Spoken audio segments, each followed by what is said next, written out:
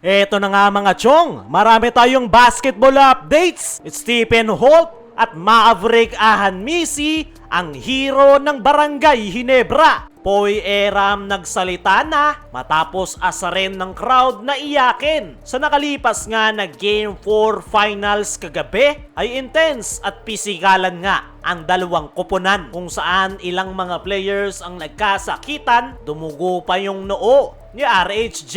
Pero yung pinakatumatak nga sa lahat ay itong TNT bigman na si Poy Eram dahil noong third quarter ay inasar nga ito ng crowd na iyakin dahil masyado nga itong mareklamo. Pero nung nakita naman sa replay ay may foul naman talaga. Noong Game 3 pa nagre-reklamo itong si Poy Eram kung saan nagwala pa ito sa bench at pilit na pinare-review kay Chot Reyes na walang shot clock violation dahil tumama naman ng ring yung bola. Pero nung i-challenge ang play ay malinaw na hindi tumama yung bola sa ring at talagang shot clock violation. At sa nakalipas naman na Game 4 kagabi ay marami na namang nire-reklamo itong si Poy Eram, kaya naman pinag-aasar na nga siya ng Barangay Ginebra fans na iyakin dahil palagi nga itong may nire-reklamo. At ayon nga sa naging latest interview dito kay Poy Eram ay wala nga raw siyang pake sa kung ano yung sinasabi ng Barangay Ginebra fans sa kanyang laro. Hindi nga raw siya naapektuhan kung anuman yung inaasar sa kanya ng mga fans dahil ang focus niya nga lang daw ngayon ay kuhanin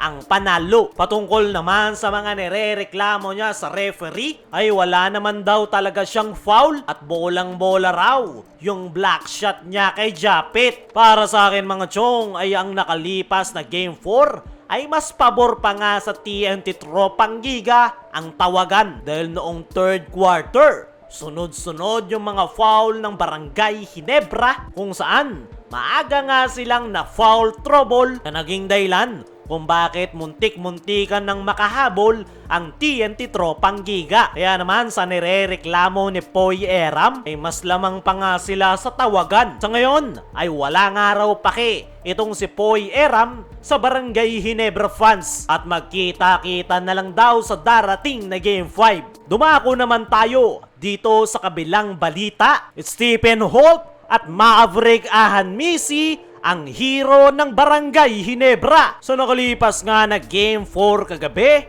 ay nagawa na ngang maitabla ng Barangay Ginebra ang final series. Mukhang na-figure out na nga ni Coach Tim kung paano lulusot sa mahigpit na depensa ng TNT Tropang Giga. At muli na nga nilang naipakita yung kanilang weapon ngayong conference na outside shooting. At yung pinakanasandalan dyan ni Coach Tim Cone ay itong si Maverick Ahanmisi at Stephen Holt. Si Holt ay nakapagtala ng 18 points kasama ng 3 rebounds at ang kanyang game changer na 5 steals. Hindi nga biro yung trabahong ginampanan ni Stephen Holt sa nakalipas na Game 4 dahil si Rondae Hollis Jefferson lang naman ang kanyang binantayan kung saan nalimit niya nga ito to 28 points. Ay nga mismo dito kay Stephen Holt sa press con interview ay maraming araw ang nagsasabi na siya ang import stopper ng Barangay Ginebra. Pero para dito kay Stephen Holt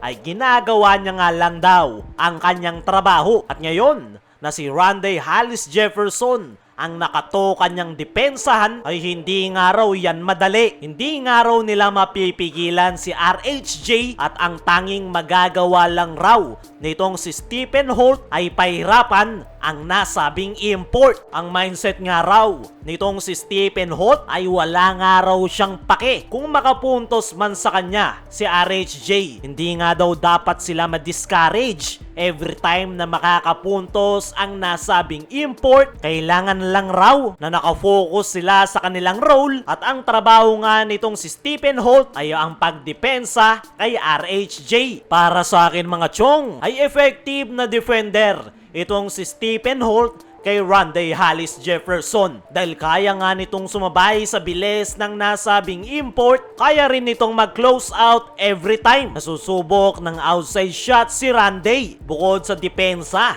ay naipakita rin itong si Stephen Holt ang kanyang magandang outside shooting. Actually, siya yung isa sa nagsalba sa Barangay Ginebra dahil sa kanyang clutch 3-point shot. Bukod nga dito, kay Stephen Holt ay isa pa nga sa mga hero ng Barangay Ginebra sa nakalipas na Game 4 ay ito pang isa nilang gunner na si Maverick Ahanmisi. Gaya ni Stephen Holt ay nakapagpakita rin ng magandang depensa si Maverick dahil lang stops at steals nga rin ang kanyang nagawa. Pero yung pinakamalaking contribution ni Maverick ay yung kanyang mga 3-point shots, lalong-lalo na yung mga crucial 3-point shots sa dulo ng 4th quarter na dahilan kung bakit nagawa nilang makalayo at ma-secure ang panalo. Para sa akin mga chong, every time na nakapagpapakita ng magandang performance itong si Maverick Ahanmisi ay doon nga nakukuha ng Barangay Ginebra ang panalo. Dahil ang pinaka main weapon talaga nila ngayon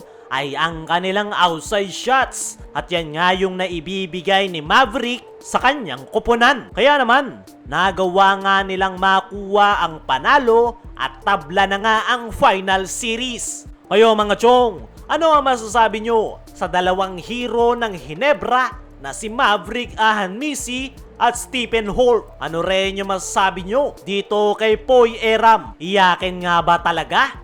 I-comment mo lang dyan sa ibaba.